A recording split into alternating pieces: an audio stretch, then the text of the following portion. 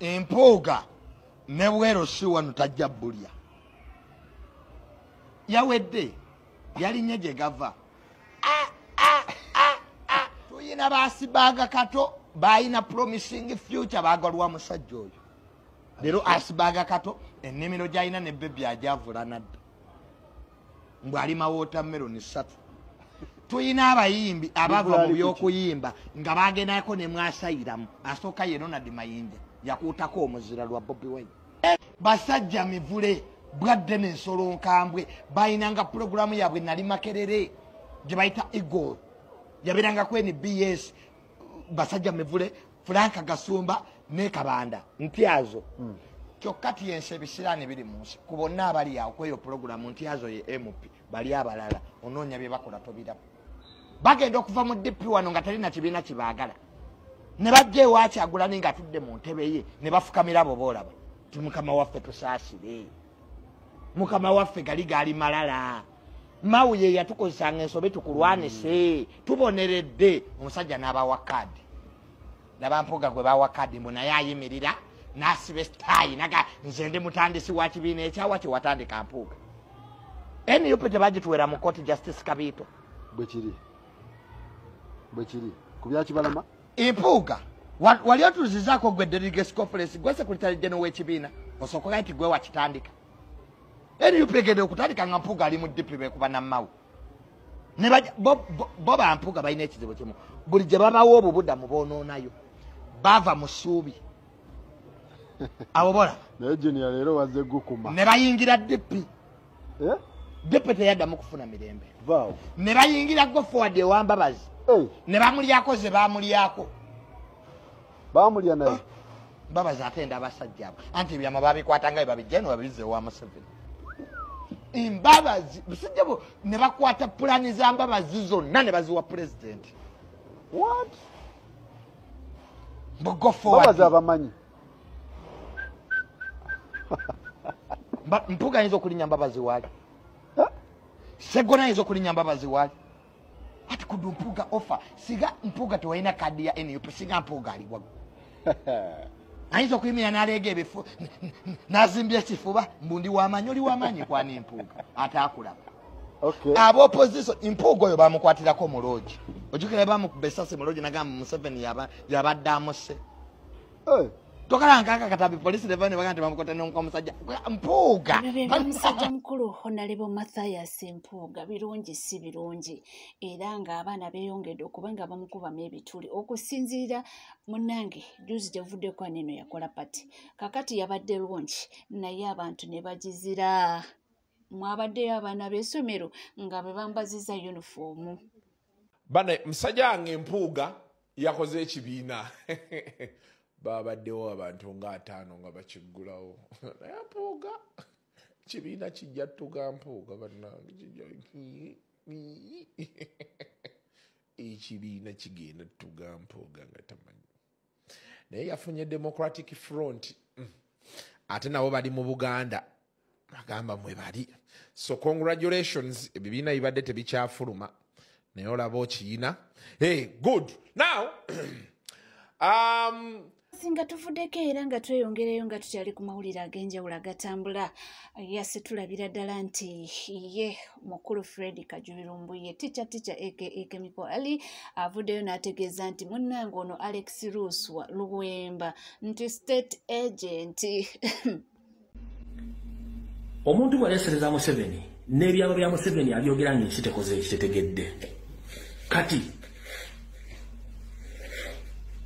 omulalu omu azze n'ayogera ku social media lwaki mumwogera lubaale w'omulamu tebamusamirira njagala muwuliriza statement zino statement z'omuvubuka ono muziwulira bulungi nnyo abo wabinoomanga byalina okukola okusigala mu palamenti bw'abakkiriza oba agaane alina okwambala ekikookolo alina okufuna kimasika awo oba ekikutiya kikiro 10 bakimwambaze agenda sinkana General Museveni okusigala mu palamenti eyo kubanga kati wano kikulaze petition ebbanga lyevugidde mu kooti zibadde nnaku mbale bagifikisinze mangu. Omuntu y'omu n'agamba nti Nalukola aba ayagala okulitaininga position ye agenda alabe speaker Anita Amongi amwegayirire kati ono y'omu ku ba state agents bw'aba akugambye ekintu kitegeeza nti aspininze ebyama bijja bikubye ku mmeeza kati Honorable Nalukola wenjagala otegeerere bani abadde mu musango gwera obadde olwana n'ani ngenda kukusaba muteekeyo appeal mu kooti eddako appeal bagisala mu within 3 weeks ku 4 weeks ne bakola judgment towooza ani ali emabega w'ekintu ekyo Honorable Nalukola nkusaba either this week muteekeyo appeal bakuwa judgment within the 3 to 4 weeks kitegeeza tolwana na nambi olwana na Museveni kenyini na Anita Amongi abantu ala babiri waliwo abantu bali mu parliament nga n'emisango gyabwe giri mu kooti ekisanja kyabagenda kimalako lwaki gwe Nalukola yakajja emyezi 2 omusango baguvugidde mu mwezi gumu ne wiiki 2 ne bagusalawo ne gugguka otola waliwo ekitakwatagana ono omutembeyi wa opposite wa government akugambye either genda weetonderani Anita Amongi oba oyambale ekikuti ogende wa Museveni kitegeeza bodiringa nabo bade tomayika tobategedde kati ngenda kukusaba genda okola wowuliza ebigambo by'omwana mulenzi ebimuvaamu oyinza obutawakana ebigambo tikya byayogera antegeeza omukulu Fred Kajubirumbye kubanga omwana mulenzi ono nono yali ayagala kati naye ebigambo ebimuvaamu oyinza okugamba nti waliwo ekitagatta obuyinza gye buli muganda waffe abumanyi obuyinza buli mu bantu naye ate waliwo abalina obuyinza ku ggwanga Uganda mu ngeri enjawulo nja kusaba atunuleko ku luguudo olwo olw'eggulu mu ngeri endala atunuleko ku luguudo lw'e mu ngeri endala atunuleko ku luguudo lw'Embuya anoonye ku balina obuyinza kubanga kikulaga lwatu nti kati state NRM as a ruling party omusango guno gulinamu interest y'amaanyi ate ffe ng'abakulembeze interest zaffe zakubeera ntuweereza abantu so wakati mu kubeera ntuweereza abantu twagala obukulembeze obutuuka ku buntu wa wansi era kyensuubidde nti oba olyawo bandibadde bawa bannakawempe omwaganya guno omwaka ogumu ogusigadde n'obutono na ssente ya musolo ffe tumakinze 226 anti bwe mugamba anoonye ku nguudo ezo kubanga petition nnyingi nnyo tuzirabye nga oluusi zisalwa ng'ekisanja kikola kiggwako abantu baba banyiza amapeesa gaabwe mu abantu ba bulijjo omuntu wa wansi ono ategeerera politics wano ow'okumpi ate tomugeraageranya naffe abamutegeerera ewala ffe tumanyi what takes someone okubeera mu parliament era kikitegeeza ki omuntu okubeera mu parliament ebbanga ttono nnyo n'abeera nti avaayo so kyamukisa mubi nnyo nti muganda waffe kooti yakoze eki kooti yakawangamudde naye era ajja kuteekayo apiiru state bwebeera nga musango guno egulinamu interest n'apiiru eyinza okuwulira mu nnaku 4 ne bagamba akakiiko k'ebyokulonda kateeketeeke okulonda okuddako tuvuddeko eyo bo abalonzi b'e Kawempe bayewera bagamba nti kagwake kagutonye ffe kanso yewaffe era tujja muwa bw'abanga yateekawo ebyokulonda bwe bibanga tebiriiwo ye kennyini ng'atutwala mukama waffe akeere nkyayimirire agambe si kyayagala kulonda agambe ab'e Kawempe mbawadde ekingiringiri kifaliida ffe tubeerewo ab'egundi mbawaddeyo ekino ffe tetuddamu kukola ki kulonda mu butuufu wotunulamu omukyalo ono alina pointi agambye nti okusinga okutumaliranga obudde buli kaseera n'essente z'omusolo nga zigenda omusajja asalewo akeere ku makya agende ku rediyo oba ayite abanamawulire agambe nti okuva n'eleero mu Uganda okulonda kuvuddewo kitundu gundi mbawadde MP gundi mwe abagundi mbawadde gundi mwe ab'e Kampala Central gundi yabafuga nti tugende n'ekyo okusinga okubanga ate batwononera ssente z'omusolo abantu nno abono balonzi b'e Kawempe bakyayina bingi nnyo ono agambye nti mpitire Nalukola wano ajje kumpi nnina obubaka bwe buliwa bwe buno tambuza vidiyo eno etuuke ku kanso Nalukola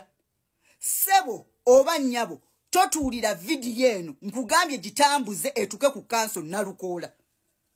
MP Nalukola ffe twetegese dda tulinze komandiyo tulinze kyotugamba eno Uganda okaba wooseka essaawa zino twalibadde tubanja ba Edi Mutwe ba political prisoners ba Machete abana babasibidde emyaka 4 bakireewo ba Gaddafi ba Smart wuyo nuwa Mutwe bamutaddeko ebisange ebitategeerekeka nebo ebatudde nga balaba tubabanja bannaffe be basibidde obwereere ne baga tetubakyuse tubazze kawempe banna Uganda nyongero bategeeza fa abakyasinze obungi tuli miliyoni 14 okusukkamu tusobola okwegabanya nitugamba ababanja ba political prisoners baba banji abagende ekawempe tugende zino ensonga zonna tetuzivaako wuyo Edi Mutwe avundira mukomera mwagala amale kufa mwagala amale kufuka nga Segirinya Segirinya fight hard mwagala kumala kufa nga Segirinya mulete nyama muwe family ye sente mwagala bafu nenyongero bategeeza tetugenda kuva ku nsonga ziruma banna Uganda essaawa zino twalibadde ku bintu ebiruma banna Uganda malwalire eddagala temuli bamama be Uganda basiba bafa ebyensoma byo byafiira ddala ebyenjigiriza okitegeera ekintu ekyo enguudo naye nga corruption eringa corruption bali mu parliament yawo omusimbi gutokomoka ogwe Uganda ogw'omuli w'omusolo akera okuteekawo wali n'atunda akasooli ku kkubo gutokomoka bali kwegabanya miliyoni 10 mu parliament naye nga teebereza MP afuna miliyoni 4 omwezi miliyoni 4 kikyabankoledde nnyo ekimuwesezo miliyoni 4 ngeno tufa sente ezaali tadde eddagala malwaliro bazizzeeko bazeegabanya miliyoni 10 ezaaliko z'enguudo ebinnya bisusse bo balizeegabanya kanso Nalukoola ndi kuggwe tuli siriyasi n'okusingawo tubuulire ddi we tutandika ffe twetegesedde ebikola weebiri okitegeera ekintu ekyo ffe twetegesedda banange tukooye mukyala Farida Nambi kiriza defeat nti omuntu ayitawo era awangula era gwe balangirira ab'omu mulekerawo tumalira obudde banange tuli banna Uganda omwoyo gw'eggwanga gwaddawa omwoyo gw'eggwanga gwaddawa yo era nga tukyeyongerayo nze neeyongera okuba nga mbikuwera nga mbikuleetera byonna byonna ebigenda mu maaso wanino mu ggwanga ono atunuulira politics era n'amwanalizinga olunaku olwaleero kakikayinawo katugendeyo nayo tugenze mu deep politics mu leesi y'okufuga eggwanga Uganda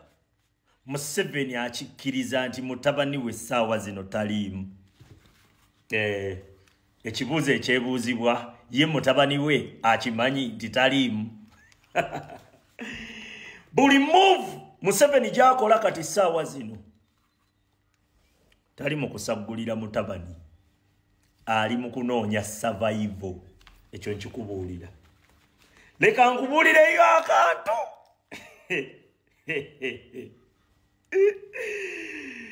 bw'owuliranga statement ya Ssaabasajja Kabaka nga ya recordings 90% esobola okuba nga si bigambo bye lwaki nti Ssaabasajja Kabaka yawambibwa mu lubiri gw'omaze ebbanga ki nga tolaba statement ya Ssaabasajja Kabaka nga ajoogera live omaze ebbanga ki kankubuulireko ebigenda mu maaso bw'otandika obbigattagatta Nalukoola baamugobye mu paalamenti ekibuuzo ekiri mu ddiiro Museveni afunirawa okuva kwa Nalukoola mu paalamenti bwe ntandika obbitunuulira mu ango zonna ndaba Museveni afiirwa bufiirwa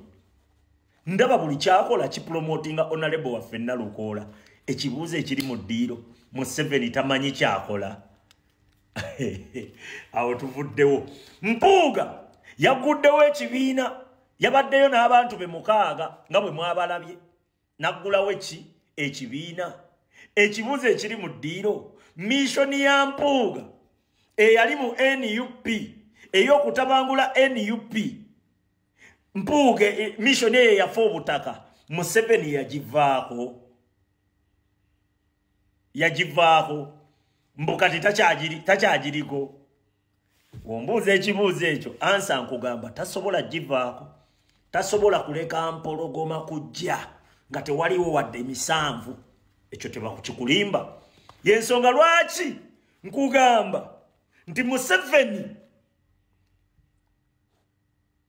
ekimuzza mu kabalo oba mu kibalo kwe kubeerayo n'omuntu asobola okucommunicatinga n'abantu oba omuntu ali popular buli ali ku saidi ya Museveni tali popular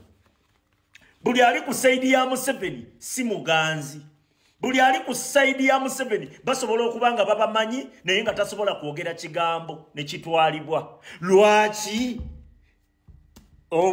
webuuze lwaki nkugambye mu lutalo luno nga buli kibaawo teweebuuza lwaki bajja kutwala Museveni tumujjeko bakunyumize bunyumiza nga nawe tomanyi kyamututte naye buli we olaba ekibeerawo n'otandika okwebuuza lwaki n'otuula mu katebe k'ewaka oba n'obanga okola by'okola nga weebuuza lwaki kibadde bwe kiti Museveni bagenda kumutwala nga naawe okimanyi ng'omanyi ekimutwala ekyo nkubuulira weebuuza ekibuuzo kiki ekibula mu kibalo kya Museveni kyebuuze ekibula mu kibalo kya Museveni y'omuntu asobola okuzannya loolo Mpuuga gye baali bamukwasa eyagwa butaka kubanga Museveni atya empologoma yeeriwa Robert Kyagulanyi Ssentamu tasobola kugireka kujja kumuyuza ng'eri mu bbanga bwetyo tebakulimba eva ayina okubeerawo n'emisanvu gyegiriwa weebuuza ekibuuzo ekyo emisanvu gyegibiriwa tuli mu deep politics tambuza video nga tuvuddeko eyo ye musajja mukulu Bajo Events si musanyufu n'omudiri gw'ensimbi ogwaweereddwa Diamond Platinum era nga si omuyeka abantu bazze bakomplaininga ku nsonga eyo yetuulire mu bigambo bye biki byagamba bakuta obuwumbi nga 15 billion ne babukolamu ekivulo ekitalina makulu bakute Diamond talina nakyategeeza namulabi talina na performance eryawo talina nekiyayongedde okoze mwanyi ya muna Uganda okulembeza mu ggwira bana abasajja bakyatokulembera mu colonial state of mind bakyalimu embeera z'abafuzi b'amatwale neocolonialism kwata bana Uganda bakamiliyoni babebe Kulu ba Bobi Wine ba Eddie Kenzo bobo susuta kubanga emwanyi eva Uganda we export we don't import niyo kulaga nti bana abasajja bayinza okubanga n'emwanyi za AI nga ba exporters emwanyi za AI engeri ba exportingzemu abayimbi ba Diamond engeri ba exportingzemu emwanyi ezo sente zabadde zimala okuyamba bana Uganda miliyoni nga 5 ne bava mu bwavu baagala kulaga mbu balete international figure nga Diamond manyizi yazungira wali ekolo ekivuno ekimusana n'afuna omulemo omu yafuna omulemo omu omulala yali Kiggala omulala yali Muzibe yomu kubavaako ebizibu Alex Muhangi byayina endongo yasala Alex Muhangi ne Diamond we ne Muhangi atusibyeko Diamond talina wadde amakulu Eddie Kenzo w'amaanyi nnyo okusinga Diamond abasinga kimu kwebulaninga Bebe Kulu performance w'amaanyi okusinga Diamond Bobi Wine w'amaanyi nnyo okusinga Diamond abayimbi be Uganda tebazanyirangako nkwe ne mu bakazi mukazi kya w'amaanyi Shiba w'amaanyi okusinga Diamond mu Uganda kubanga Gomorisi kwabadde kuno manyi lwaki bayita Diamond taina impact na kimu yazze okumanya Diamond namwagadde yazze kubalaga nti muli banaku tamuyina n'amafuta ganyonyi baserebo bamwe bana abasajja si bana Uganda abafuga Uganda buli kimu balowoleze bakyalina colonial mentality ezo sente zoteka mu Diamond zibrandingemu abayimbi bawana kwata Kenzo mu ambassador bw'emwanyi abenga ambassador wayo gamba Kyagulanyi gwa ambassador w'emwanyi mu ghetto kubiriza abaana okulima emwanyi enjaga mu ghetto manyi emwanyi mu ghetto oteka kye kwamba bulungi bana abasajja abatufuga siba tebaagala nsi yaabwe eyo ogo marathon teyina kye yakoze teyina kyegenda kwongera ku mwanyi It was a wastage of taxpayers' money headed by hooligans. Boba afunye sent nefe natugenda mu kabuli.